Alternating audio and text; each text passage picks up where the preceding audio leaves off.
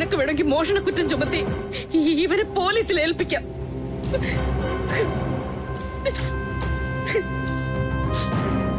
അതല്ല, ഇവനെ ആജീവനാന്തം ഈ ഒയ്യാരത്ത് കുടുംബത്തിൽ നിന്ന് വേണമെങ്കിൽ പടിയടച്ച് പിണ്ണം വയ്ക്കാം. ഈ അമ്മ എതിർക്കില്ല. എന്തു വേണമെന്ന് നിനക്ക് തീരുമാനിക്കാം.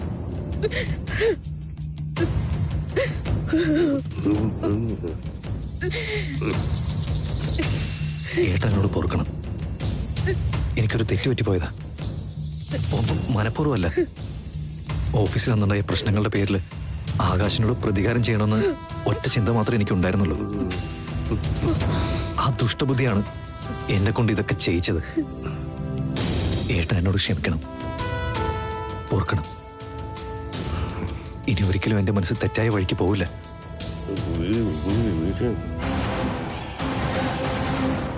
ഏട്ടാ,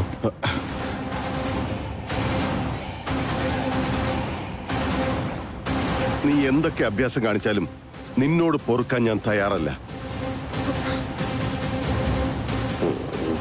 പിന്നെ എന്തൊക്കെ പറഞ്ഞാലും ചോര ചോരയാണല്ലോ. അതുകൊണ്ട് നിനക്കെതിരെ പോലീസ് കേസിന് പോകാനും ഞാൻ തയ്യാറല്ല. ഏട്ടാ, ഒരു പ്രാവശ്യത്തേക്ക്, ഒരേ ഒരു പ്രാവശ്യത്തേക്ക് എനിക്ക് മാപ്പ് തരാൻ ഏട്ടന് കഴിയില്ലേ? ഇല്ല നിതീഷേ, നിനക്ക് മാപ്പില്ല. നീ ആ മാല മോഷ്ടിച്ചതല്ല എന്റെ പ്രശ്നം. ഒരു സാധുവായ നിരപരാധിയെ അതിന്റെ പേരിൽ കുടുക്കാൻ ശ്രമിച്ചതാ നീ ചെയ്ത ഏറ്റവും വലിയ തെറ്റ്. അതിനോട് പൊറുക്കാനും ക്ഷമിക്കാനും ഞാൻ തയ്യാറല്ല നിതീഷേ. നിന്നെ ഈ വീട്ടിൽ നിന്ന് ഇറക്കി വിടാനോ വഴിയാധാരമാക്കാനോ ഒന്നും ഞാൻ ഉദ്ദേശിക്കുന്നില്ല. പക്ഷേ നിന്നെ ഈ കമ്പനി ജോലികളിൽ നിന്നും മാറ്റി നിർത്താനാണ് എന്റെ തീരുമാനം.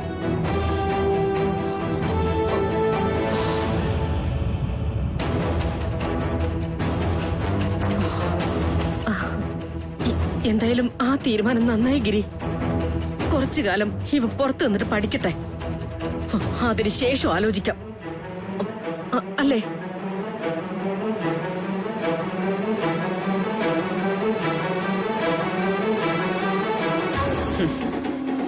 ഭാഗ്യം വീട്ടിൽ നിന്ന് ഇറങ്ങേണ്ടി വന്നില്ല. നിന്റെ പെർഫോമൻസ് ഇത്രൂടെ നന്നായിരുന്നേ ആ ജോലിയും കൂടി ഇങ്ങ് തിരിച്ചു കിട്ടിയേനെ. എന്നാ മോശപ്പെട്ട നടനാടാ നീ. അതിനൊക്കെ ചേച്ചിയെ കണ്ടു പഠിക്കും. KPSC എഴുത തോറ്റു പോകുന്ന പെർഫോമൻസ് അല്ലായിരുന്നു അല്ലേ? കഴിഞ്ഞിട്ടില്ല. നഷ്ടപ്പെട്ടതെല്ലാം തിരികെ നേടുന്നതുവരെ നമ്മൾ ഈ അഭിനയം തുടരേണ്ടി വരും. കരഞ്ഞിട്ടായാലും കാല് പിടിച്ചിട്ടായാലും എനിക്കിവനെ പഴയ സ്ഥാനത്ത് തിരികെ കൊണ്ടുവരണം ബി. ഇല്ലെങ്കിൽ നമ്മളൊക്കെ വെറും വിഡ്ഢികളായി പോവും. ഈ കുടുംബത്തിന്റെ താക്കോൽ സുമിതയുടെ കയ്യിലും ഇരിക്കും.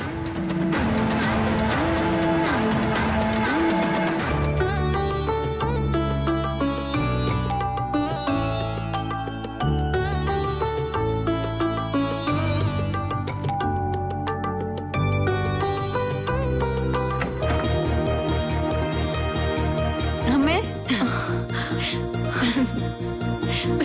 മോളെ,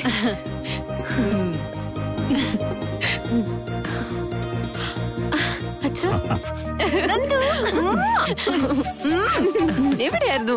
നീ മെലിഞ്ഞു പോയല്ലോ മോളെ. നേരത്തെ കാലത്ത് ഒന്നും കഴിക്കുന്നില്ലേ? പിന്നെ ചേച്ചി അവിടെ പട്ടിണിയായിരുന്നല്ലോ. അമ്മന്ന് പോയേ. ഗിരി വന്നില്ലേ മോളെ? ഗിരിക്ക് എവിടുന്ന വെച്ച സമയം?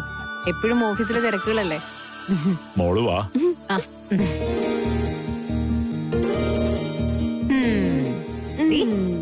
നന്ദു, നിനക്ക് സുഖമാണോ? പിന്നെ പരമ സുഖമല്ലേ. ശ്രീകുട്ടനും സനു ഇവിടെ ഇല്ലേ? കാണുന്നില്ലല്ലോ. അവരെ പുറത്തവിടെ പോയിരിക്കും. ഒരു മാറ്റവും ഇല്ല, എല്ലാം പഴയ പോലൊക്കെ തന്നെ. അതെ, ഇവിടെ ഇപ്പോ ചേച്ചി ഇല്ലാത്ത ഒരൊറ്റ കുറവേ ഉള്ളൂ. ആ കുറവ് ഇവിടെ ഞങ്ങൾ നന്നായിട്ട് അനുഭവിക്കുന്നുണ്ട്. നീ ഇരിക്കെ, അമ്മ നിനക്ക് ചായ എടുക്കാം.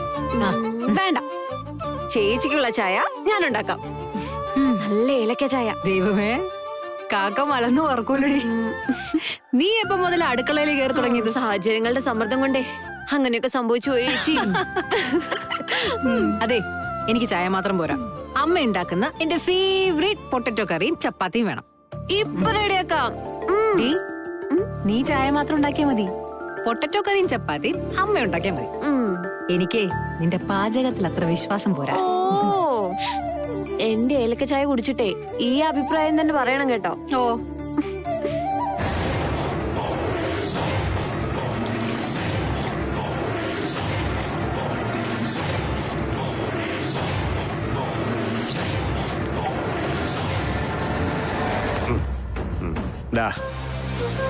ഇതങ്ങോട്ട് പിടിപ്പിക്കേ, എല്ലാ ടെൻഷനും മാറി.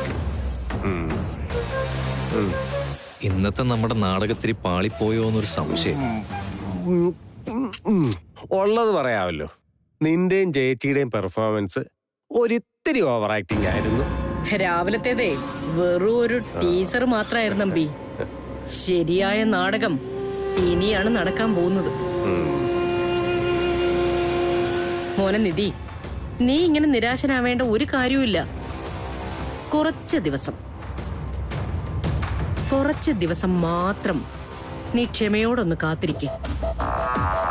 നിന്റെ ജോലിയും പഴയ പ്രതാപവും എല്ലാം എന്ത് വില കൊടുത്തിട്ടായാലും ഞാൻ നിനക്ക് തിരിച്ചു വാങ്ങിത്തരും. ഇനിയിപ്പോ എന്ത് വേണം? ഇത് പോരെ?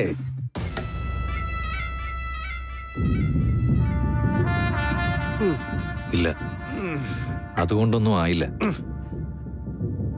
അതുകൊണ്ടൊന്നും ആ സുമിത കാരണം എനിക്കുണ്ടായ നാണക്കേട് മാറില്ല.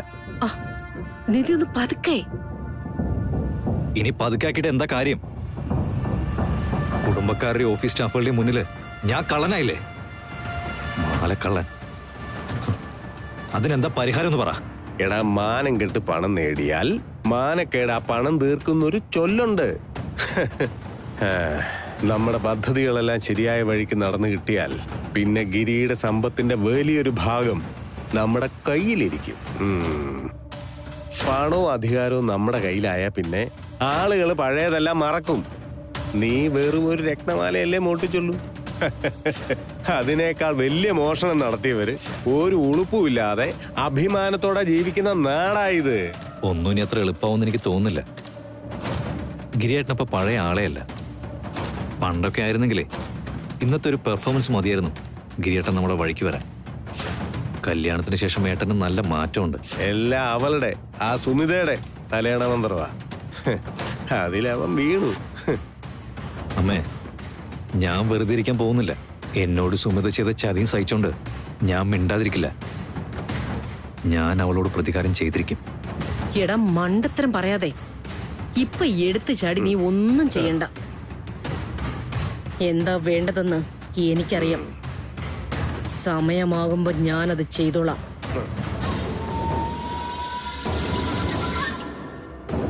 നമ്മളെ ആളുകളുടെ മുമ്പിൽ അപമാനിച്ച അവളോട് പ്രതികാരം ചെയ്യേണ്ടത് തന്നെയാ.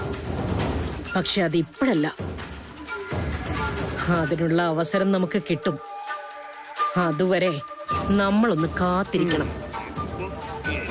വലിയ യുദ്ധം ജയിക്കാൻ വേണ്ടി ചെറിയ തിരിച്ചടികൾ നമ്മൾ ഏറ്റുവാങ്ങിയേ പറ്റൂ. നീ ഒന്ന് സമാധാനായിട്ടിരിക്കെ. ഈ പുത്തനച്ചിയുടെ പുരപ്പുറം തൂക്കലാണ് അവസാനിപ്പിക്കേണ്ടത്. ഗിരിക്ക് അവളുടെ മേൽ എന്തെങ്കിലും വിശ്വാസം ഉണ്ടെങ്കിൽ അതാണ് ആദ്യം തകർക്കേണ്ടത്.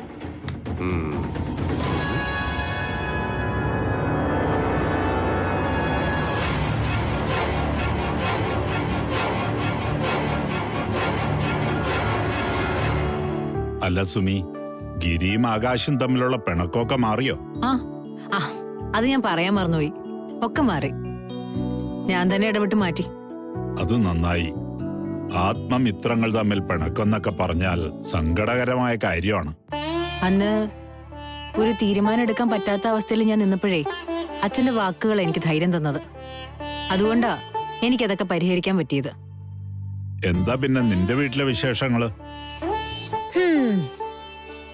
ഒരുപാട് പ്രത്യേകതകളുള്ള വീടാ അത്. ആദ്യമൊക്കെ എനിക്കവിടെ എല്ലാ കാര്യങ്ങളിലും വലിയ കൺഫ്യൂഷൻ ആയിരുന്നു. എന്നാ ഇപ്പൊ അത് ഒരുവിധം മാറി വരുന്നുണ്ട്. ഇതുപോലൊരു കൊച്ചു ഫ്ലാറ്റിൽ നിന്ന് കൊട്ടാരം പോലുള്ള ഒരു വീട്ടിലേക്ക് മാറുമ്പോ അത്തരം ആശയക്കുഴപ്പങ്ങളൊക്കെ ഉണ്ടാകും സുമി. പതിയെ പതിയെ അതൊക്കെ ശീലമായിക്കോളും. ശരിയാ, അതൊരു കൊട്ടാരം തന്നെയാ. ഒയ്യാരത്ത് കുടുംബം എന്ന് കേൾക്കുമ്പോഴേ നിഗൂഢതകളൊക്കെ ഉള്ള ഒരു വലിയ കൊട്ടാരം പോലെയാ എനിക്ക് ചിലപ്പോ തോന്നാറ്. അത് നീയേ ഈ കഥയും നോവലും ഒക്കെ ഒത്തിരി വായിച്ചു കൂട്ടുന്നതിന്റെ കുഴപ്പം. നല്ല ആവി പറക്കുന്ന ഏലക്ക ചായ റെഡി.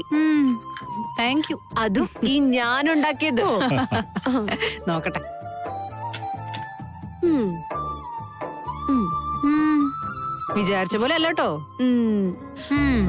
സൂപ്പർ ആട്ടോ. Thank you, thank you, thank you. എന്നാലും ഞാൻ ഉണ്ടാക്കുന്ന ചായയുടെ അത്ര വരില്ല അല്ലേ അച്ഛാ? പറഞ്ഞത് ശരിയാ. ചായ ഉണ്ടാക്കുന്ന കാര്യത്തിൽ മാത്രമല്ല, എല്ലാ കാര്യത്തിലും എന്റെ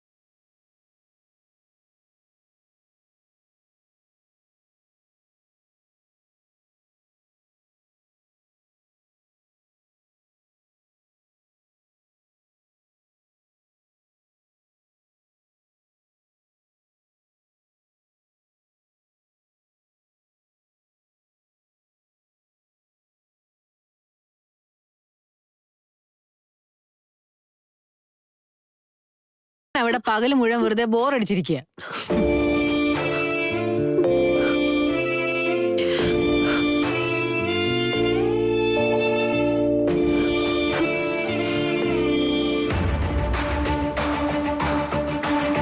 ആകാശിന്റെ പേരിലുള്ള എല്ലാ ലോണുകളും ഇമ്മീഡിയറ്റ്ലി തന്നെ ക്ലിയർ ചെയ്യണം from my personal account. Yes sir.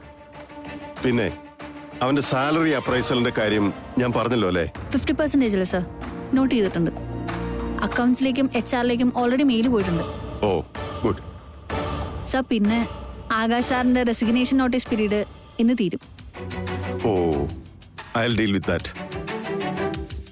ഗിരി, എന്താ ഇതൊക്കെ? എന്നെ ഇപ്പൊ അക്കൗണ്ട്സ് വിളിച്ചിട്ടുണ്ടായിരുന്നു. Thank you sir.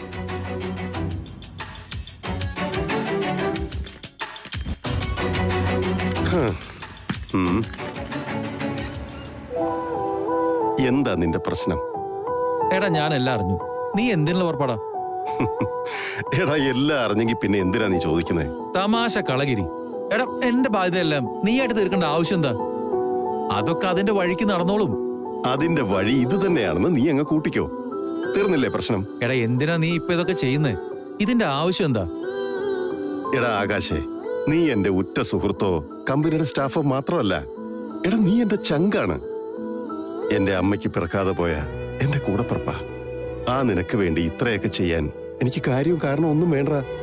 വേണോ?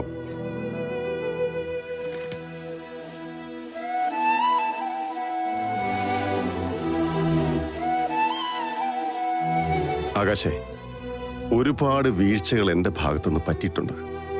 ഒരുപാട്. അതൊക്കെ എന്നാലാവും വിധം പരിഹരിക്കാൻ മാത്രമാണ് ഞാൻ ശ്രമിക്കുന്നത്. പണ്ടേ അറിഞ്ഞു ചെയ്യേണ്ട കാര്യങ്ങളായിരുന്നു ഇതെല്ലാം. ഗിരി, അല്ല ഗിരി. വേണ്ട, ഒന്നും പറയണ്ട. എനിക്ക് ചെയ്യാനുള്ളതെല്ലാം എന്നെ ചെയ്യാൻ നീ അനുവദിച്ചേ പറ്റൂ. അല്ല, എനിക്ക് നിന്റെ അനുവാദം ആവശ്യമില്ലെങ്കിലോ?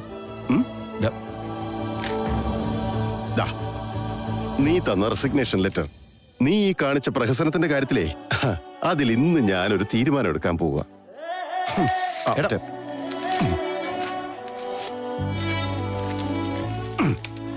തീർന്നില്ലേ? ഇങ്ങനെ ഒരു റെസിഗ്നേഷൻ തന്നിട്ട് ഈ കമ്പനിന്നോ, എടാ, എന്റെ ജീവിതത്തിൽ നിന്നോ ഇറങ്ങിപ്പോവാൻ ഇനി ഞാൻ നിന്നെ വിടില്ല ആകാശേ. എടാ ഗിരി,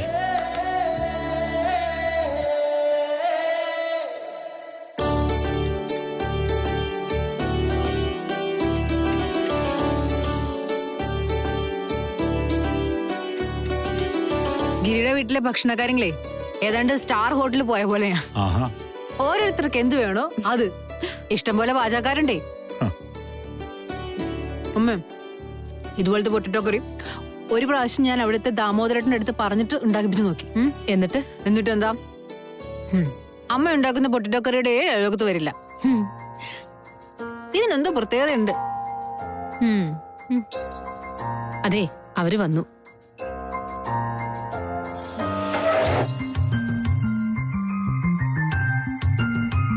അതെ, ഇവള് പോകുമ്പോ ബാക്കിയുള്ള കറി മുഴുവൻ ഒരു പാത്രത്തിലാക്കി അടച്ചു കൊടുത്തു വിട്ടേക്ക്. അത്താഴത്തിനെടുക്കാലോ, ഇരിക്കും കഴിക്കാലോ.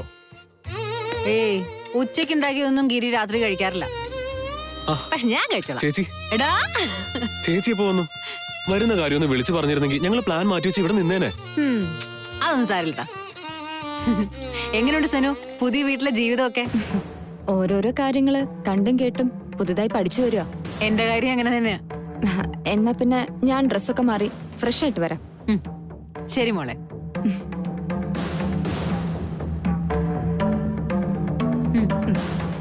ഒരെണ്ണമോ കഴിക്കും മോളെ. മതി മതി മതി അമ്മേ. നീ ഒരു ചപ്പാത്തി അല്ലേ കഴിച്ചുള്ളൂ, ഇതൂടെ കഴിച്ചേ. ഇന്ന് രാത്രി ആ ആകാശിന്റെ വീട്ടിലെ ഗിരിയുടെ കൂട്ടത്തിൽ പോയിട്ട് ഡിന്നർ കഴിക്കാനുള്ളതാ. ഒരുപാട് കഴിച്ച് വയറ് നിറച്ചാലേ ശരിയാവില്ല, അതുകൊണ്ടാ. ആഹാ, ദേ മതി ചിത്രവര. ഇങ്ങോട്ട് തന്നെ, നാളെ സ്കൂളുള്ളതാ. പോയി കിടന്ന് ഉറങ്ങിക്ക രണ്ടാളും. ഗിരിയാങ്കളും സുമിയാന്റെ പണിയായി. എന്ത് പണി? നിങ്ങളുടെ പാർട്ടിയിൽ ഞങ്ങളും കൂടും. അതെ, നിങ്ങളുടെ കൂട്ടുകാർ ഇവിടെ വരുമ്പോ ഞങ്ങൾ അവരുടെ കൂടെ കളിക്കാറുണ്ടോ? ഇല്ലല്ലോ. തടിയങ്കളുടെ ഞങ്ങളുടെ ഇഷ്ടമാണല്ലോ, പിന്നെന്താ? അവനെ കേൾക്കണ്ട, തടിയം പോലും. ആ, അവരെത്തി. ആ,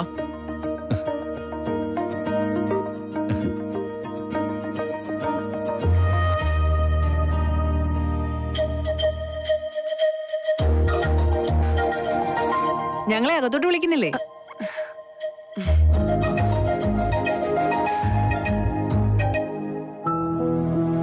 സോറിടാ, ഞാനൊന്ന് എന്തൊക്കെയോ പറഞ്ഞു. അതൊന്നും മനസ്സിൽ വെക്കരുതേ പ്ലീസ്. ഒന്ന് പോടൂ. അത്രയ്ക്ക് പറയാനുള്ള സ്വാതന്ത്ര്യം ഈയെ കൊണ്ടൊന്ന് കൂട്ടിക്കും. ബാക്കി സംസാരേ അകത്ത് കയറിട്ട് മതി. വാ വാ.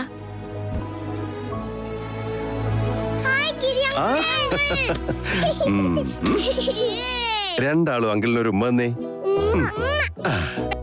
ഇന്ന് മോള് നല്ല സുന്ദരിക്കുട്ടിയായിട്ടുണ്ടല്ലോ. ആ, നീ സുന്ദരക്കുട്ടനായിട്ടുണ്ട്. ആ, അപ്പോ ഇങ്ങനെയൊക്കെ സോഫ്റ്റ് ആയിട്ട് പെരുമാറാനും തടീനറിയാം. എന്നോട് മാത്രമാണ് ഈ വിലമ്പിടുത്തം. ദേ മതി, ചെന്നായിരുന്നു ഉറങ്ങാൻ നോക്കിയേ. ഇരുന്നേ, രണ്ടാളും വരുന്നേ.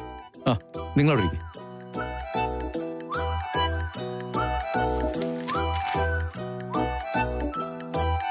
വാ. നിങ്ങളെന്താ ഇത്ര വൈകിയത്? ഇവള് സമയത്ത് വന്നാലല്ലേ എനിക്ക് ഇറങ്ങാൻ പറ്റൂ. അതിന് സുമി എവിടെ പോയതാ? എന്റെ പൊന്നെ, ഞാനൊന്ന് വീട്ടുവരെ പോയതാ. അച്ഛനും അമ്മയൊക്കെ കണ്ടിട്ട് കുറെ നാളായി. തിരിച്ചു വരാൻ ഇത്തിരി ലേറ്റ് ആയി പോയി. അതിനാ ഇങ്ങനെ ചന്ദ്രഹാസം ഇളക്കുന്നു. പങ്ക്ച്വാലിറ്റിയുടെ കാര്യത്തിലേ ഞാൻ പണ്ടേ കണിശക്കാരനാ. അതറിയാത്ത ആളൊന്നും അല്ലല്ലോ സുമിത. അതൊക്കെ പോട്ടെ, കുടിക്കാൻ നിറക്കണ്ടേ? പറ. ഐസ്ക്രീം. അയ്യട മനമേ, രണ്ടും കൂടി ഉറങ്ങാണ്ടിരിക്കുന്ന കണ്ടപ്പോഴേ എനിക്ക് തോന്നിയതാ. ഐസ്ക്രീം തിന്നാതെ ഞാൻ ഉറങ്ങത്തില്ല. ഞാനും. ഇതൊക്കെയാണ് പിള്ളേരെ കൊണ്ടുള്ള കുഴപ്പം. ജീവിതത്തിൽ കുട്ടികളെ വേണ്ടെന്ന് ഞാൻ തീരുമാനിച്ചതിന്റെ കാര്യം ഇപ്പൊ പിടികിട്ടിയോ?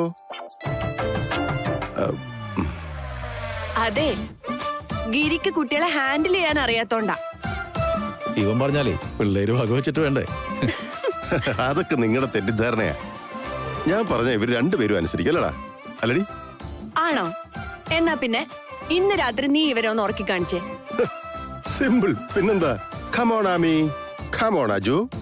Ice-cream, ice-cream, ice-cream. പറഞ്ഞിട്ട് ഒരു കാര്യമില്ല, മൂന്നിനും ഒരേ പ്രായ. ഒന്നിന് ഇത്തിരി തടി കൂടി പോയിന്നേ ഉള്ളൂ.